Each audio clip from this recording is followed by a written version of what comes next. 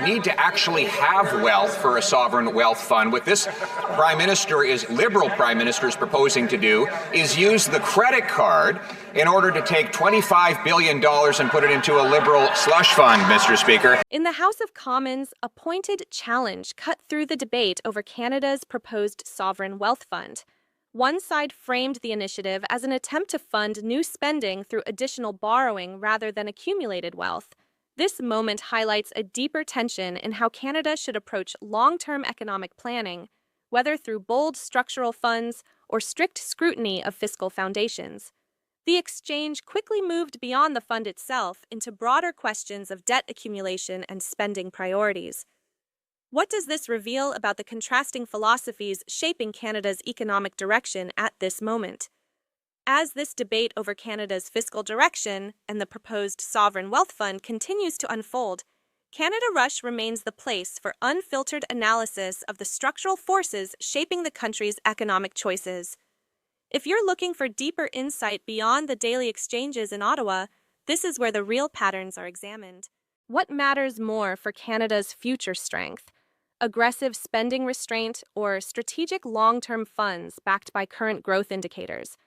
Drop your thoughts below on which approach you believe better serves Canadian interests in the years ahead. Which leadership approach do you think positions Canada more effectively for long-term economic sovereignty? Sharper fiscal restraint, or sustained public investment vehicles?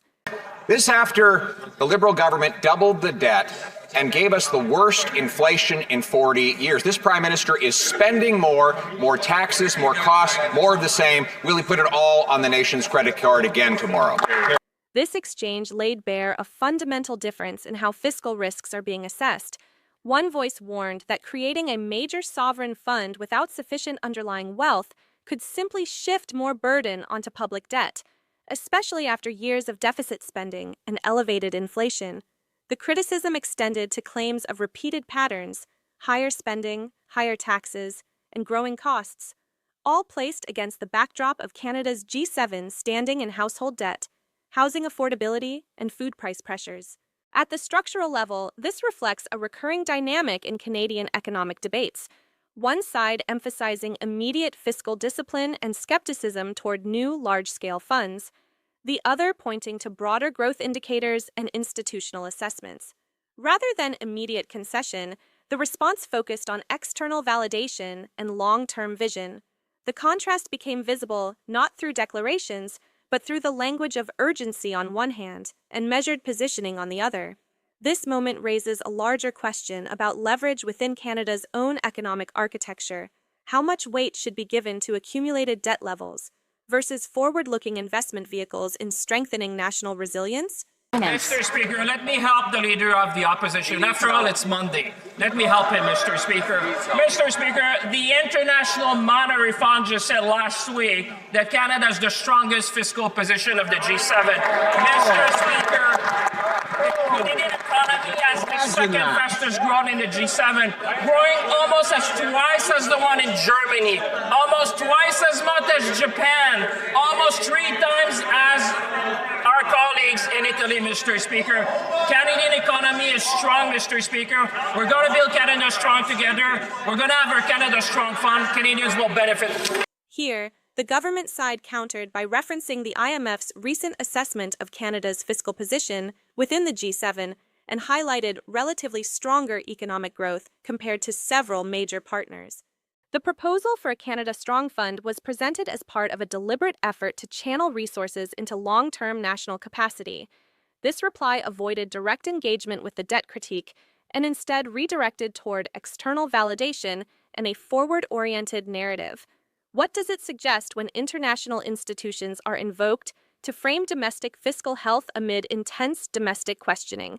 We are continuously intrigued by this notion about inflationary spending. So we just want to ask and have him answer with absolute clarity, the Leader of the Opposition. Is it the Canada Child Benefit that is inflationary? Is it the Canada Disability Benefit? Is it the Canadian Dental Care Plan? Is it the Groceries and Essentials Benefit? Is it old age security? Exactly what is inflationary spending in the eyes of the Leader of the Opposition? the discussion pivoted toward defining what constitutes inflationary pressure in practice. Rather than engaging solely on the sovereign fund, the government side listed established social programs and asked for clarity on which expenditures were being viewed as drivers of inflation. This move shifted the terrain from abstract fiscal warnings to concrete policy choices that touch millions of Canadians. It exposed a structural tension: how to balance demands for spending restraint with the continuation of widely supported programs. The contrast in approaches, broad brush criticism versus granular program defense, became particularly visible in this segment. Well, I'm glad he asked, because I've got some direct answers. This is how you answer a question. What is inflationary spending? $90 billion for the wasteful Alto project. $1 billion for a gun grab that the public safety minister admits will not stop crime. $20 billion, that's double, for consultants. 7% increase in the spending on the national bureaucracy. Over $1 billion in handouts to fake and phony refugees. A 100% increase in spending on corporate welfare. It's all inflationary spending. Will they stop putting it on the national credit card and get rid of it instead? A detailed counter list followed, identifying high-speed rail, consultant contracts, bureaucratic growth, corporate welfare, and certain immigration-related expenditures as areas of concern. This framing portrayed current spending patterns as contributing to sustained pressure on the national balance sheet. The exchange illustrated two distinct methods of evaluating economic policy. One focused on eliminating perceived waste to reduce borrowing needs, the other defending a mix of investments and social supports as essential to building long-term strength. What emerges is not a simple disagreement over numbers, but over the hierarchy of priorities between immediate fiscal tightening and sustained public investment.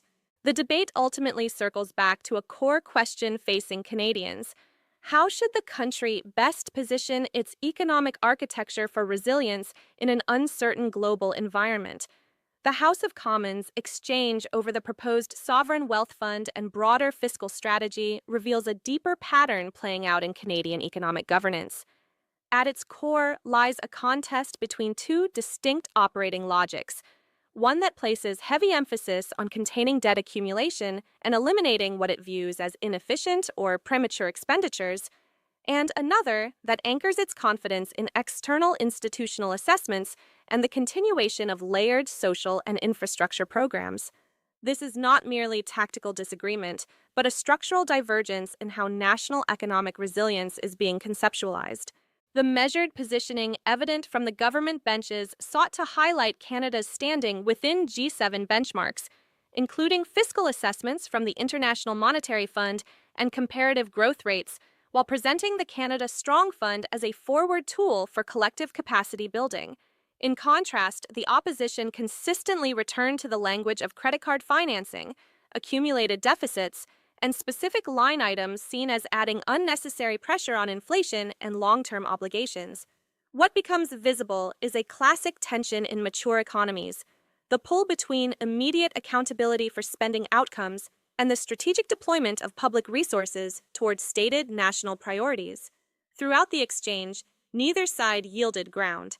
One consistently pressed for spending reductions and program scrutiny, warning of compounding costs for Canadian households already facing elevated housing and food price challenges.